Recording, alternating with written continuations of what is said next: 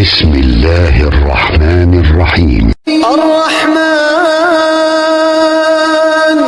علم القرآن خلق الإنسان علمه البيان الشمس والقمر بحسبان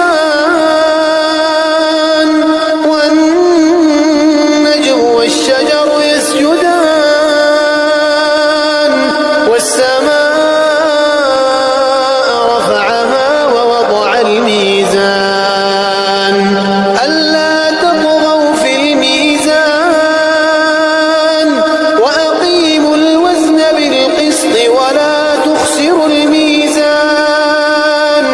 والأرض وضعها للأنام فيها فاكهة والنخل ذات الأكمام والحب ذو العصف والريحان فبأي آلاء ربكما تكذبان خلق الإنسان من صلصال كالفخار وخلق الجان من مارج من نار فبأي آلاء ربكما تكذبان رب المشرقين ورب المغربين فبأي آلاء ربكما تكذبان مرج البحرين يلتقيان بينهما برزخ لا يبغيان فبأي آلاء ربكما تكذبان يخرج منهما اللؤلؤ والمرجان فبأي آلاء ربكما تكذبان وله الجوار المنشآت في البحر كالأعلام فبأي آلاء ربكما تكذبان كل من عليها فان ويبقى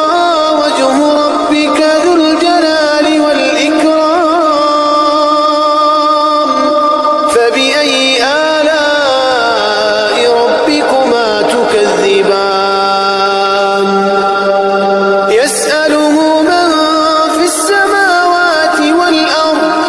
كل يوم هو في شأن فبأي آلاء ربكما تكذبان